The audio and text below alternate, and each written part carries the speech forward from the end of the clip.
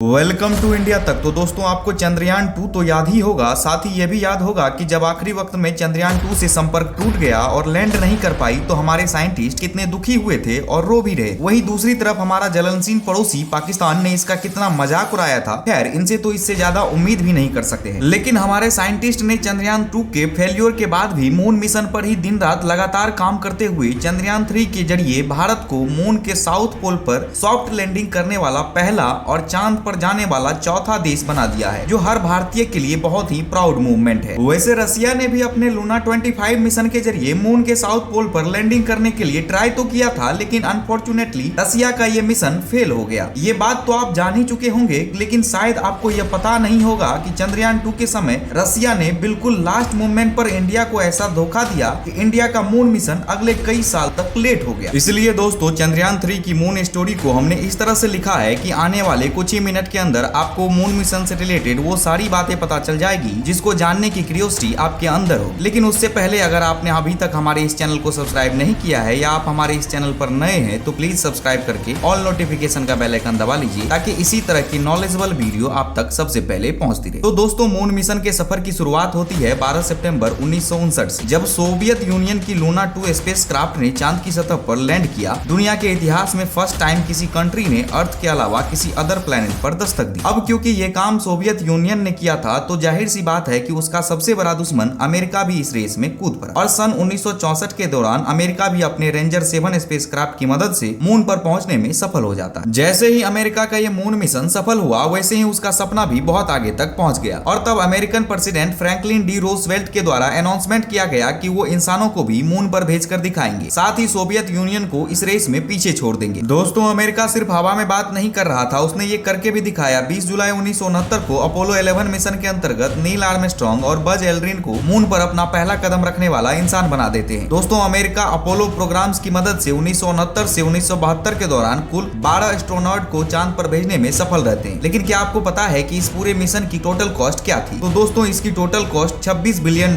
की उस वक्त, जो आज के समय के $250 बिलियन से भी ज्यादा होगी। ये रकम इतनी ज्यादा है कि आज के 150 देशों की कुल जीडीपी भी इतनी नहीं है। साथ ही आने वाले 18 सालों तक मून पर सिर्फ अमेरिका और सोवियत यूनियन का ही राज था। लेकिन सन 1990 के दौरान जापान अमेरिका और सोवियत यूनियन की इस डुअल पॉली को खत्म करते हुए चांद की सतह पर सफल लैंडिंग करने में कामयाब रहा। बावजूद इसके जापान का यह मिशन फेल माना जाता है, क्योंकि जापान का उद्देश्य चांद की सतह पर सॉफ्ट लैंडिंग करने का था, जबकि जापान के स्पेसक्राफ्ट ने हार्ड लैंडिंग की। वही जापान के साथ 7 ऐसे देश हैं जो अब तक मून पर हार्ड लैंडिंग कर चुके हैं, जिसमें इंडिया भी शामिल है, जबकि सिर्फ अमेरिका, रसिया एंड चाइना ही सॉफ्ट लैंडिंग कर पाए थे। दोस्तों चंद्रयान 3 के सॉफ्ट लैंडिंग के होने की वजह से इंडिया मून पर सॉफ्ट लैंडिंग करने वाला चौथा देश बन गया है। लेकिन यहाँ सबसे बड़ा सवाल ये है कि इंडिया मून पर पहुंचना क्यों चाहता है और चंद्रयान मिशन के पीछे का असली वजह क्या है? दोस्तों दरअसल अर्थ की तरह मून का सरफेस भी प्रीसियस मिनरल से भरा हुआ है, जिस पर दुनिया भर के देश की नजर है। तो जाहिर सी बात है कि कोई भी देश यह तो नहीं चाहेगा कि अमेरिका, रसिया और चाइना जैसी कंट्री अकेले ही इन सभी मिनरल्स पर कब्जा कर ले और बाकी के हाथ कुछ भी ना आए। इसी वजह से भारत और इसी तरह के स्पेस एक्सप्लोरेशन की क्षमता रखने वाले कई और देश चांद पर लैंडिंग की कोशिश कर रहे हैं। लेकिन क्या आप जानते हैं कि इसरो ने ये कोशिश आज के दिनों में नहीं बल्कि सन 2000 से ही शुरू कर दी थी। इसी वर्ष इंडियन स्पेस ऑर्गेनाइजेशन ने इंडियन गवर्नमेंट के सामने मिशन मून को शुरू करने की मांग रखी, और आगे चलकर 15 अगस्त 2003 में उस वक्त के प्राइम मिनिस्टर अटल बिहारी वाजपेयी द्वारा इंडिपेंडेंस डे स्पीच में चंद्रयान मिशन 1 की घोषणा की जाती है। तो इसी तरह से शुरुआत हुई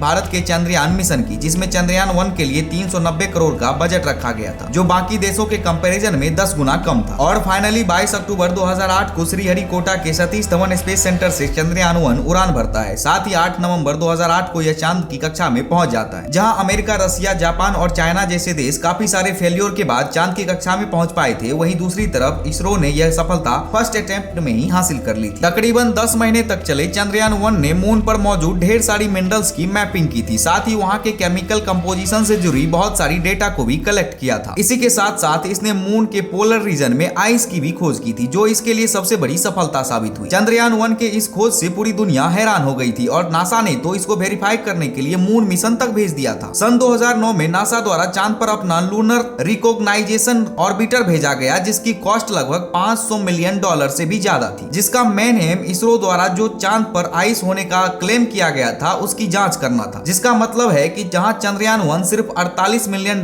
में ही मिशन कंप्लीट कर लिया, वहीं अमेरिका की नासा द्वारा सिर्फ चंद्रयान 1 के खोज की पुष्टि करने के लिए जिस मिशन को भेजा गया उसका कॉस्ट $500 मिलियन से भी ज्यादा आया था। ये बहुत बड़ा डिफरेंस है। इसलिए अमेरिका हैरान हो गया कि जो काम वो अब तक मून पर 12 एस्ट्रोनॉट को भेजकर भी नहीं कर पाया, वो काम आखिर इसरो के एक ऑर्बिटर ने मून के सरफेस से काफी ऊपर उड़ते हुए भी कैसे कर लिया। चंद्रयान 1 के सक्सेस को देखते हुए उस वक्त की मनमोहन सिंह सरकार द्वारा चंद्रयान 2 को भी हरी झंडी दिखा दी गई, जिसकी लॉन्चिंग डेट 2013 में रखी गई थी, लेकिन इसके लॉन्चिंग डेट को पोस्टपोन कर 2016 तक बढ़ा दिया गया, जिसके पीछे का मुख्य कारण था कि भारत चंद्रयान 2 के साथ मून पर सॉफ्ट लैंडिंग करना चाहता था। लेकिन उस समय की सरकार द्वारा इसके लैंडर को खुद से बनाने की जगह रसिया से खरीदना बेहतर समझा। वहीं रसिया ने कुछ टेक्निकल फॉल्ट का हवाला देते हुए इसरो को लैंडर देने से इनकार कर दिया, जिसके बाद इंडियन गवर्नमेंट के आदेश पर भारत के साइंटिस्ट ने चंद्रयान 2 के लैंडर को खुद से ही बनाने का फैसला किया। यहाँ मैं आपको एक बात और क्लियर कर देना चाहता हूँ कि रसिया ने जानबूझकर इसरो के मिशन को फेल करने के लिए लैंडर देने से मना नहीं किया था। इसकी मुख्य वजह कुछ और ही थी। दरअसल भारत ने रसिया से जिस लैंडर की टेक्नोलॉजी मांगी थी वो रसिया के मार्स मिशन के दौरान मार्स पर लैंडिंग करने में बुरी तरह फेल हो चुका था। इसलिए रसिया भारत को वो टेक्नोलॉजी नहीं देना चाहता था जो खुद उसके लिए ही सक्सेसफुल साबित नहीं हुई थी। इसके बाद इसरो द्वारा खुद ही अपना लैंडर डेवलप कर 22 जुलाई 2019 को चंद्रयान 2 लॉन्च किया जाता है। तकरीबन 1 महीने का सफर तय करने के बाद 20 अगस्त 2019 को यह चंद्रमा की कक्षा में पहुंच जाता है। इसी के साथ इसरो को अपने फर्स्ट गोल में सफलता तो मिलती है, लेकिन ऑर्बिटर से लैंडर का कनेक्शन टूट जाने की वजह से लैंडर सॉफ्ट लैंडिंग नहीं कर पाने से इसरो को पूर्ण रूप से सफलता नहीं मिल पाती है। साथ ही करोड़ों भारतीयों का भी दिल टूट जाता है और उस वक्त के इसरो चीफ की आंखों से भी आंसू निकल पड़ते हैं। चंद्रयान 2 की इस पार्शियल फेलियर के बाद प्रधानमंत्री द्वारा उस वक्त के इसरो चीफ को गले लगाकर दिलासा दिया जाता है और यही तस्वीर इसरो और सभी भारतवासियों को एक नेशनल गोल की तरफ ले जाती है। आगे चलकर जिसका सबसे बड़ा एविडेंस चंद्रयान 3 बनता है। इसरो द्वारा चंद्रयान 3 की अनाउंसमेंट नवंबर 2019 में ही कर दी गई थी और 2020 में इस पर शोध भी शुरू कर दिया गया। तो जैसा कि आपको पता ही है कि हाल ही के दिनों में 12 जुलाई 2023 को चंद्रयान 3 को लॉन्च किया गया था और 5 अगस्त 2023 को इसने मून की ऑर्बिट में एंटर भी कर लिया था। 23 अगस्त 2023 की शाम को 6 बजे इसने मून की सतह पर सॉफ्ट लैंडिंग भी कर ली थी। लेकिन दोस्तों यहाँ समझने वाली बात यह है कि इसरो द्वारा आखिरकार चंद्रयान 3 में ऐसा क्या किया गया जिसने